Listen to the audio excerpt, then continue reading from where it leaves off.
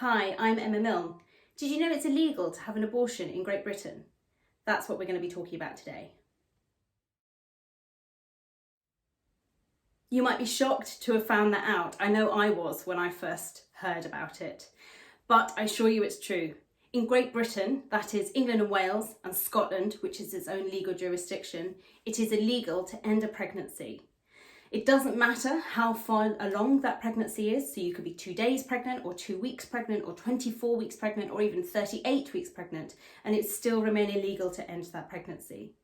It also doesn't matter who ends the pregnancy, it's illegal regardless. So if it's a woman ending her own pregnancy, if it's a doctor assisting her or perhaps a midwife assisting her, or if it's somebody, say a friend or a parent or a sister helping her to end her pregnancy, it doesn't matter, it's still illegal.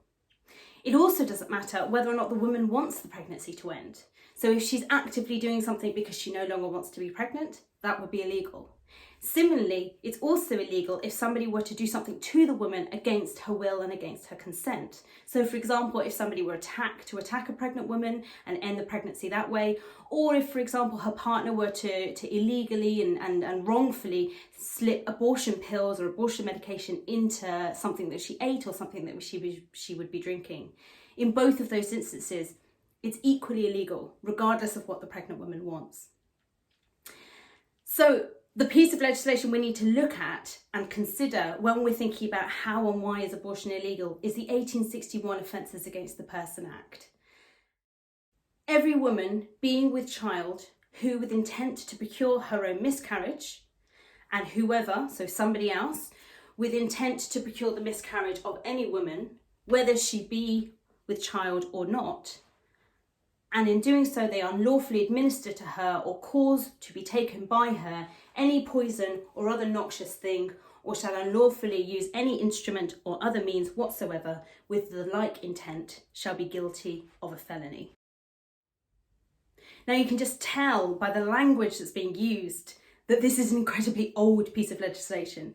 1861 this law was passed, that's 160 years ago.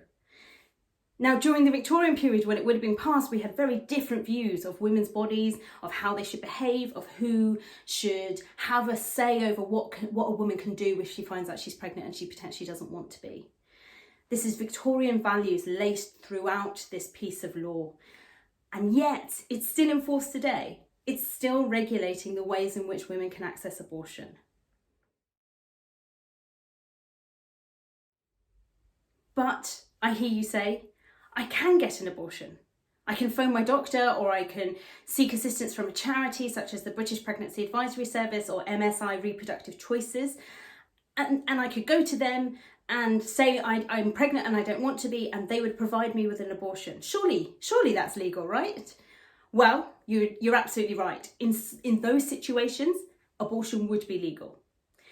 And the reason why is because the Abortion Act of 1967 makes those forms of abortion legal. So that law, and again, 1967, this is a pretty old law, not as old as 1861, but still pretty dated. The 1967 Abortion Act states that if a woman is given an abortion by a medical professional, and a medical professional here means a doctor, so not a midwife, but a doctor, if he, and I've used the word he there, of course a doctor could be a she today, but we need to bear in mind 1967 when this law was written, most of those doctors would have been men. So if he were to agree she could have an abortion, then the law would protect him from prosecution under the 1861 Act. Now that's quite complicated, so let me go through it again. So if a woman asks for an abortion, it would be illegal under the 1861 Act. If a doctor decides that yes, she can have an abortion under the Abortion Act of 1967, then her abortion stops being illegal for that doctor to perform, and he has a defence to the 1861 Act.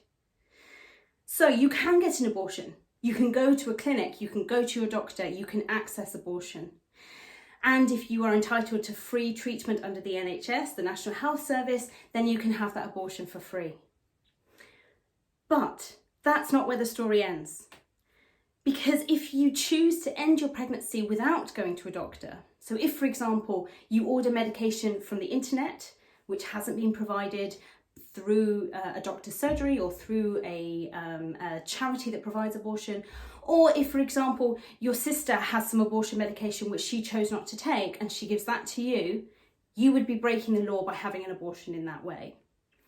So the law is still there. The 1861 Offences Against the Person Act is still making it illegal for women to end their own pregnancies if they don't do it in compliance with the Abortion Act of 1967.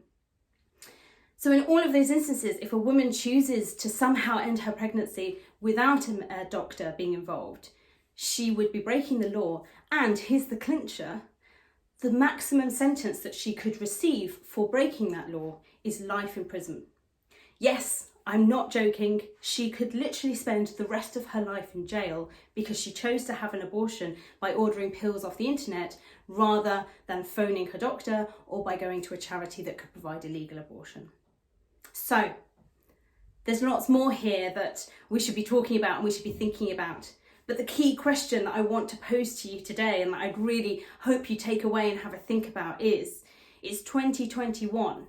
Should women really face the prospect of going to prison for the rest of their life for having an abortion?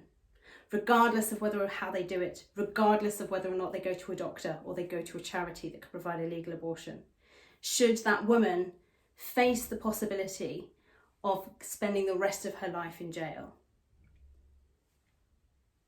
You decide.